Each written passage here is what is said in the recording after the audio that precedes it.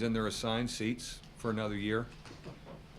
Will you be there for another 10, though, in those seats? Right?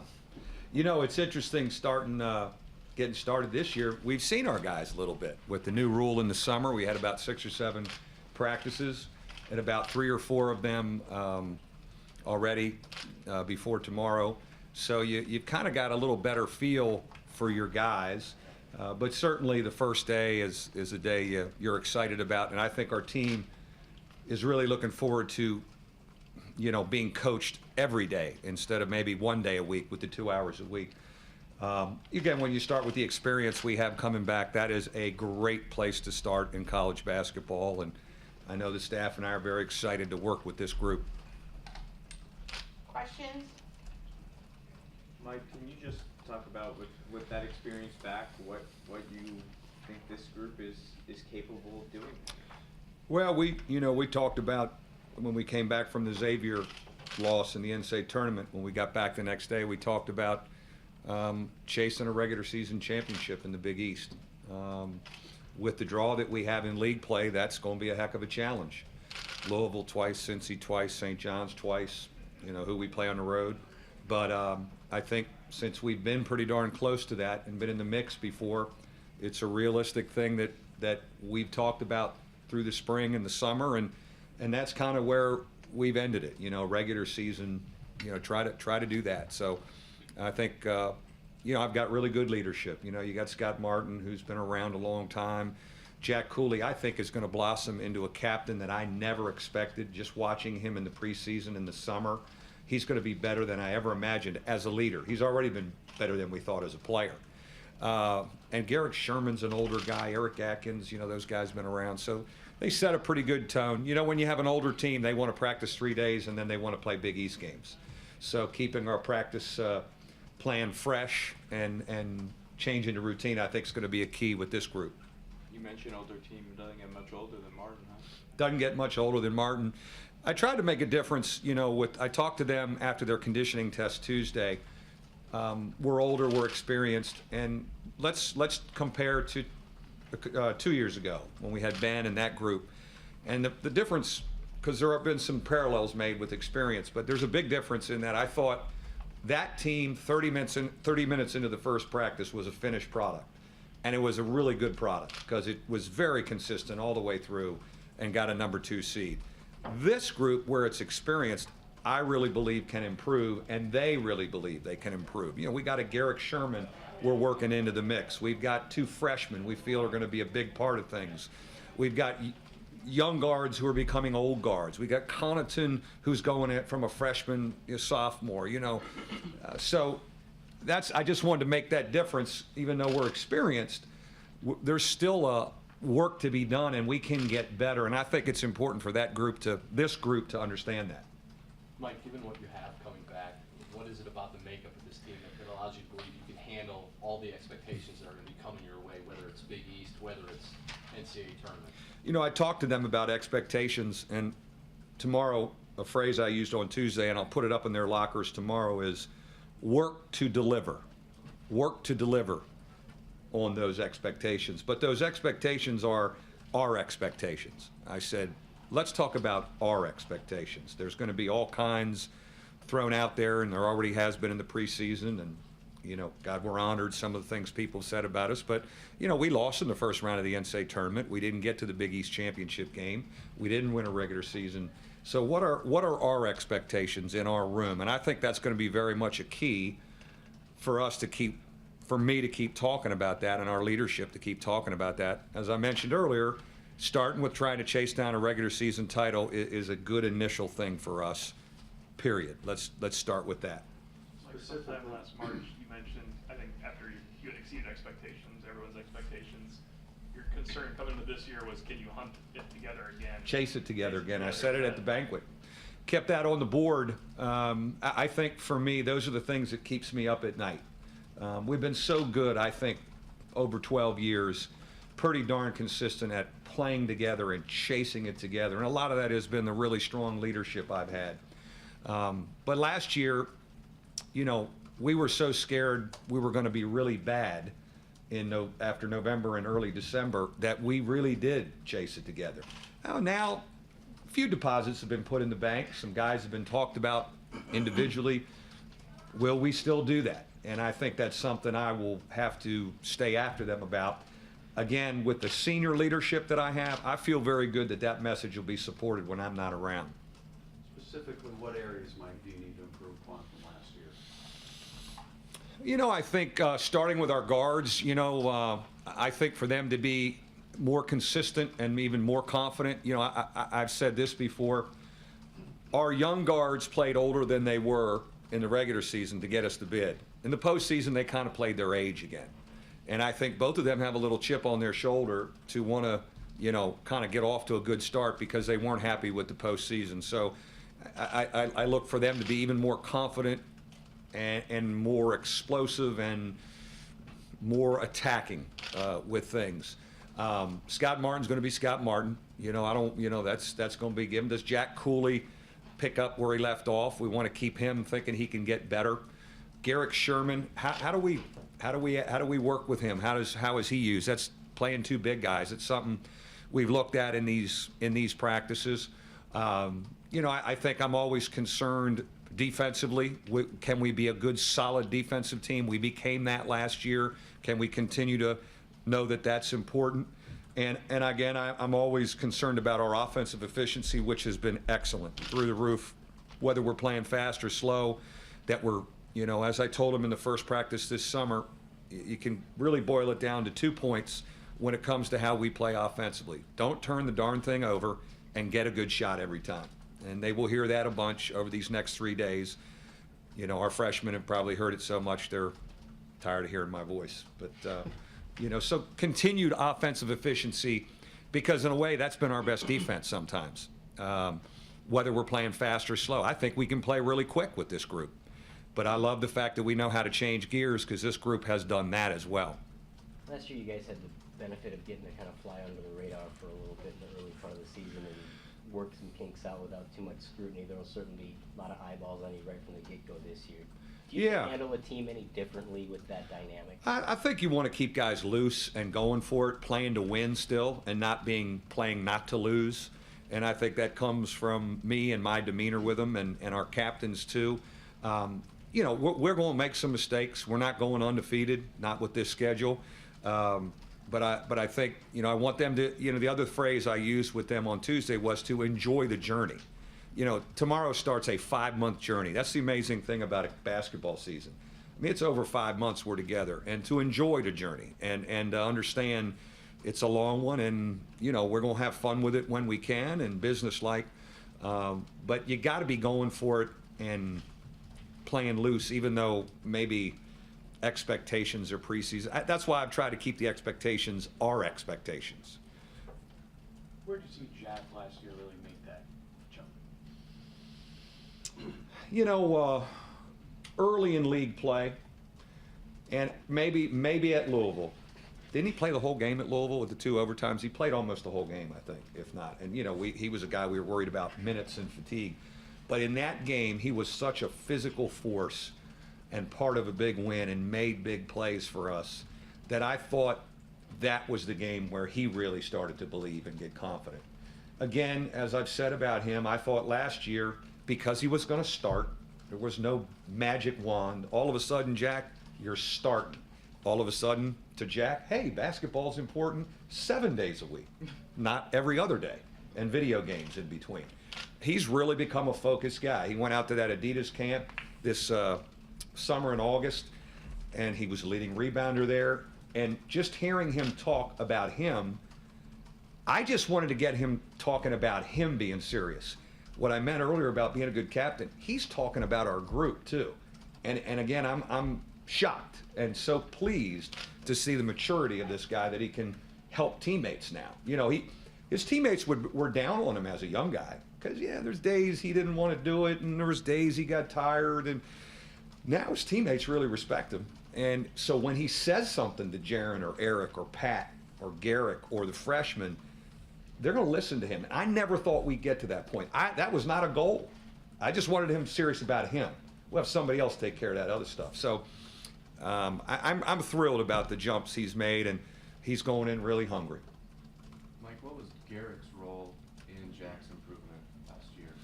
Well, I think you get to play against that big body every day. There's a challenge every day in practice, especially the preseason stuff. You know, it gave him a big man who some days kicked his backside, because Garrick is hard to defend, and then Garrick can lean on him physically.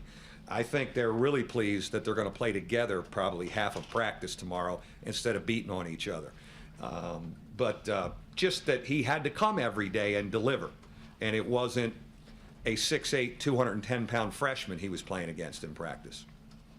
Do you guys maybe have a different look this year in that you can put multiple big guys on the floor? It's not something we've really seen here. Yeah, it's been a while. Well, I pulled out some tape of my first couple years, my first 2 years when Humphrey, Swanigan, Murphy, we played a lot of 3 around 2, and we had 2 big guys in there. I don't know if we want to be 3 around 2, but I like having 2 big guys in there.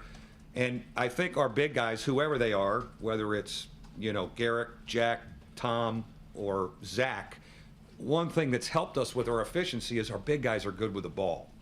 So we may still be 4 round 1, even though we have 2 bigs in the lineup. Now, that doesn't mean Garrick or Jack are going to shoot 3-point shots from out there, or Zach, or Tom Knight, but they know how to screen out there for the perimeter guys. They know how to cut, and they know how to pass. They know where the ball should go. I'm concerned about keeping our spacing with 2 big guys, because we have perimeter guys in our guards that can get to the lane and make plays. So the old 3 around 2, back when we were 3 around 2, it was congested, but we had Inglesby, Carroll, and Graves. Don't tell Inglesby I said this, but not the quickest off the dribble that we're going to slice you up. We got a different backcourt now. Those guys need to be able to get into the lane, and so 4 around 1 is still conducive, yet I want 2 big guys on the floor.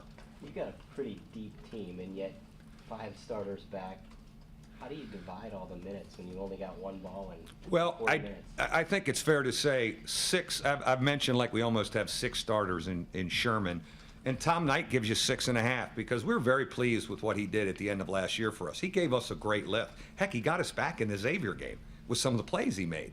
That's a believer enough, you know, for me. Now, he's been banged up a little bit, but, you know, those 6 guys, the returning starters and Garrick, those guys got to play.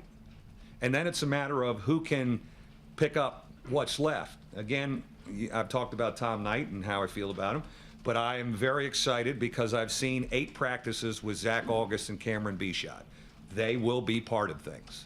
A lot of the teaching these first couple days, I'm going to be focused on them as they pick up our footwork and our slang and our language and the way we do it. Again, we've had a little bit of a head start summer and fall, which has really helped. Those guys got to play. After that, there's not a whole lot left after that. Scott Martin played a lot of basketball, was a scorer in high school. When he came here, his roles changed. How can he get, or how much better can he get in his 5th year? Well, I think for Scott, what I've always said about him, what I love, you know, he didn't come in my office after he got the 6th year and said, Coach, I need to talk to you. I need 20 shots this year. It's my last year. Can you run the offense through me and really feature me? That's why he's a winner and a great leader. He knows who he is. You know, 12 and 10, take some charges, swing the ball. Some nights maybe 19, could be 20 some nights. That's not going to be him to hunt it like that. But all I know is we're better defensively when he's with 4. Whatever 4 guys tomorrow I put with him will be better defensively. Whatever 4 guys I put with him offensively, they'll look better. It's like having a player coach. I've never said this about any of our leaders. I feel like he's a little bit of a player coach. And what made us good last year and will help us this year is he was okay. He was very secure with himself with Eric and Jaron, you go ahead and be great right now. Jack, go ahead and be 2nd team all-league and most improved. You know, he just wanted to win. And that's why I really have the utmost respect for him. And I'm so thrilled he's back this year to lead for us and help us. And as you've heard me say, he's going to make a heck of a coach someday. And he may be here on my staff. What has to happen to get you in a pink mock? Can you talk about that? Well, my social media consultant, my brother, you know, he's always coming up with things. But I think we got to get to 5,000 on Facebook. And then I've already got the pink mock orders, so I'm confident, and I'll break it out. The exhibition game, is that the 29th? 28th, 27th? In October, whatever the first exhibition is. So I have a feeling we'll break it out, and, you know, I'll go to the tanning booth the day of, so I look all right. Does Jared need to be more selfish in a good way? Yeah, I think Brian, you know, him not turning down shots, I think that's something we want him to take the first good shot. He can be an overanalyzed guy sometimes, but it's a fine line because he's such a good playmaker for us, given he was our leading assist guy. He's such a good playmaker coming off ball screens. You know, we want him to be able to do that too. But he's been very impressive in these workouts. The 3 we had in September, you know, I think he's starting to get it and starting to understand. Take the first good shot. We want you to shoot it. You know, but I love how he finds other people too. You know, I mean, we've inverted a little bit where Atkins is the so-called wing guy, Connaughton spots up, or it could be B-Shot, and he's coming off a ball screen and finding Jack on a roll, Scott on a step back, B-Shot spotting up, Atkins spotting up. I think that's still a strength of ours that we got to go to. What does he have to do on a day-to-day basis to get into that all Big East type of level? You know what's going to help him? He's got to play against B-Shot every day. He's got to guard B-Shot every day. Now, I don't think B-Shot has a shot at guarding him right now. That's a project that starts tomorrow, getting him better defensively. But there's a lot to work with. But he's a talented offensive kid. And where Jaron maybe didn't have the challenge as much in practice, he is going to have to really bring it every day. And I'm excited to see that competition over these next 3 or 4 days. Coach, sounds like you actually like the idea of having depth this year as opposed to a couple years ago. Depth in practice. Let's be clear. Depth in practice. You know, I told my staff the other day, they were talking about depth. I said, hey, get it to 7 or 8 for me by November 10th, fellas. Okay, get it down for me. But you know, again, those 6 guys got to play, and then it's where do we go with the other ones. Certainly, Austin Burgett, I think, is a longer developing guy right now, but I love his feel for the game. Eric Katenda has made great strides. You know, this is important for Eric Katenda these first 2 weeks. He never got teaching practices. He came in January. We were already kind of flowing, and our practices were already being cut down to keep guys fresh. I'm interested to see him after 2 weeks of practice. And there's a body we haven't had. And Tom Knight getting healthy.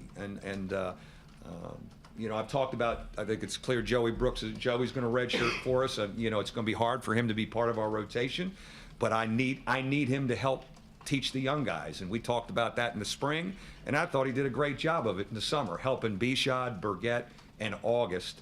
You know, I would put him and Brohammer with those 3 guys in the summer. Now, Brohammer can't practice anymore now that it's officially prep, but Joey can, and he's been kind of a Scott Martin to play with those young guys. And so that's the role that he will be in. But you know what?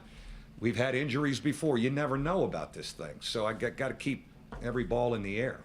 If this ends up being the last year in the Big East for you, do you expect a warm reception, farewell tour as you? No, since it's open-ended, you know, one of the things I did tell our guys Tuesday is I said, you know, we're not going to talk about the ACC anymore, and probably this is the last day I'll talk about it. You know, we're in the Big East. I don't know how much longer, but I know it's for this season, which to me right now is a lifetime starting tomorrow. You know, 5 months is a lifetime.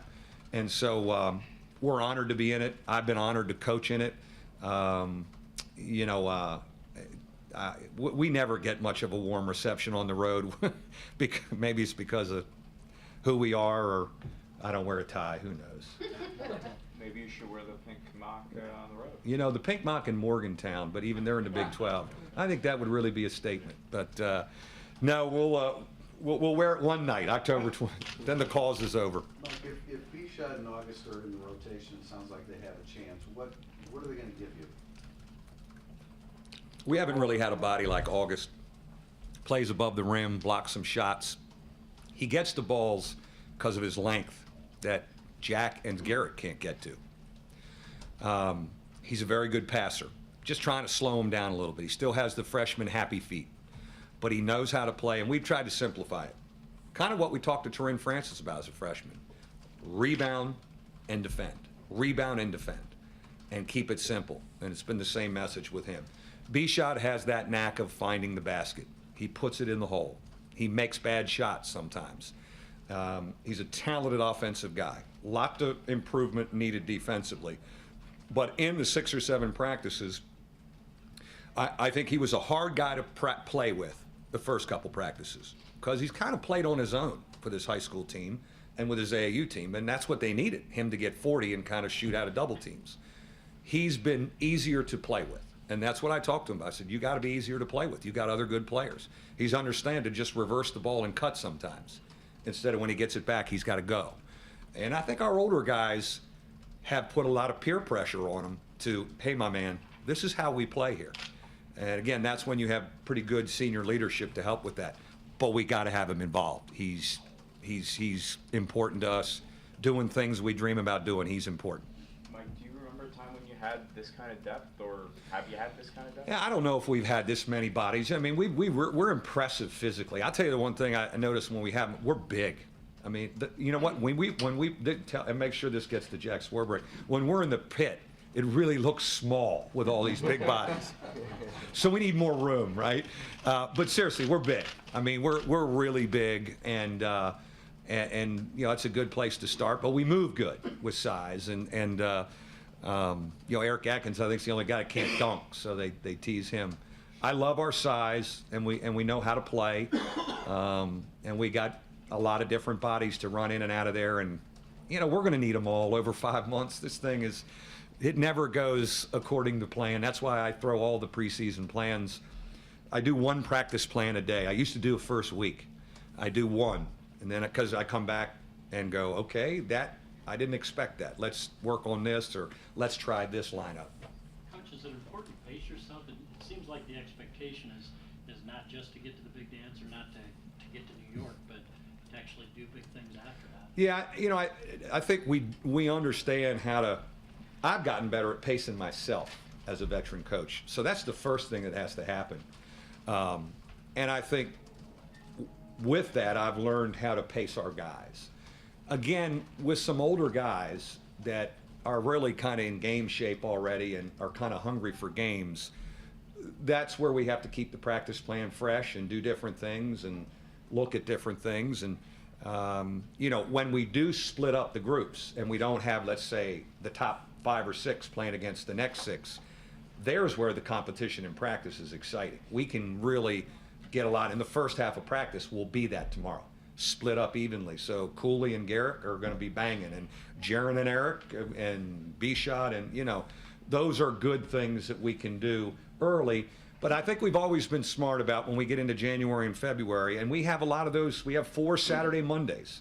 Those are interesting. Those are as big a days psychologically as physically, how you pace through them. We're going to go hard with some 2-a-days, and then I'm going to give them a long weekend at the end of fall break next weekend. We're going to give them about 4 or 5 days at Christmas since we don't open till January 5th. I want them to get away and get their legs under them. And when we come back, we may even go down to Chicago to practice a little bit just to get out of here and, you know, being here all the time.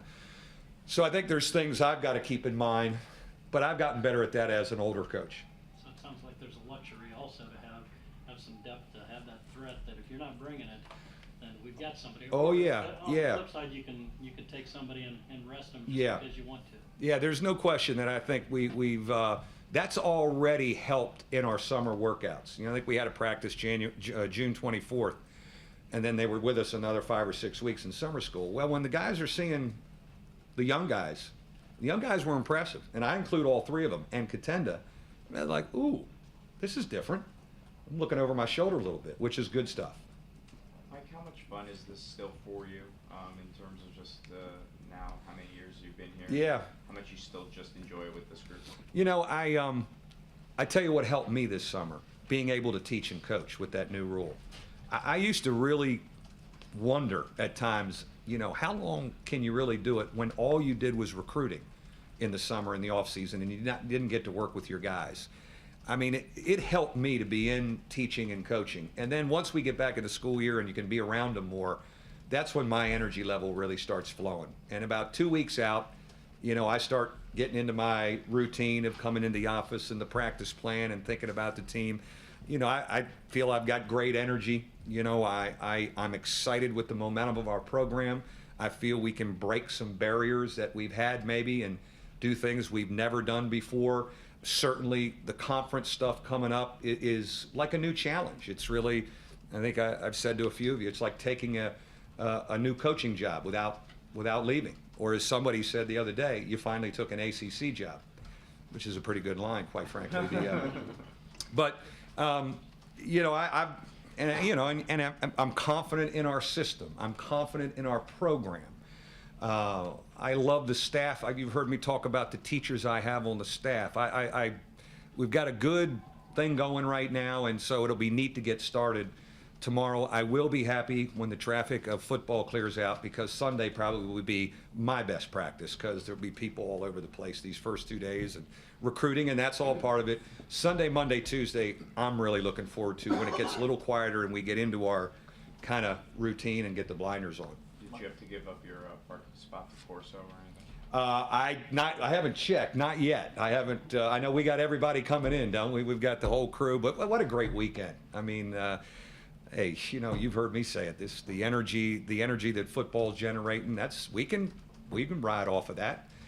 And you've heard me also say, I love that they're good. Nobody's knocking on my door asking about the team right now. Leave me alone till December. Just leave me alone. Keep winning. Leave me alone till December till I figure it out. Go ahead. No, I'll let you finish. No, that's good. Enough. Nothing you can do about the Big East schedule, but your non-conference has a couple of real big fish on there. Just curious your thoughts on how that's come together and the opportunity there. Well, I think everyone would look past and go Kentucky and Purdue. St. Joe is a dangerous game. That one's kept me up at night for the last month. They're really good. They're pointing toward this season. They've been picked in the top and picked first by some of the coaches in the A-10, which is a great league, and they would love to get their hands on us in Brooklyn. So that one, I haven't thought past that one. Now, obviously, let's just talk. On the other side of that bracket, a Florida State team that we couldn't get it across half court against in Chicago, that guards the heck out of you, and BYU is always good, and they're probably older than us. You know, Purdue is going to be a heck of a grinding game, but a great week. It's a great day of basketball down there. I love the Crossroads. It's just a good day of basketball, and certainly Kentucky coming in here. That's an exciting one for us to have them come in, and they're going to be loaded and have their young talented guys. It's really kind of two different missions there at work. But St. Joe is on my mind every day. Like, how is Eric better this year? Calmer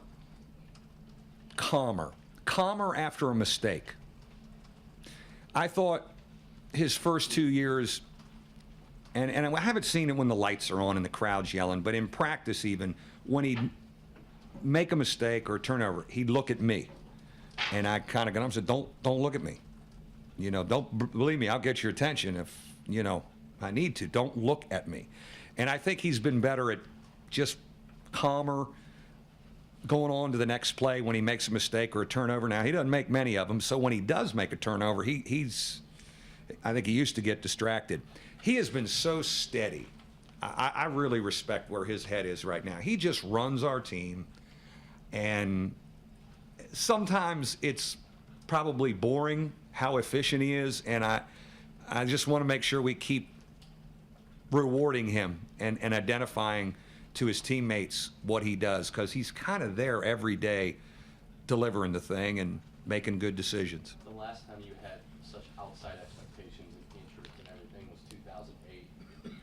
Other than maybe going out to LA and playing a game in February, what did you learn about that season to maybe do a little differently if you had the second time around? Yeah, no, that's a good question. I mean, I think starting with me, you know, understanding that we have an improvement arc, and to concentrate on us and how to get better,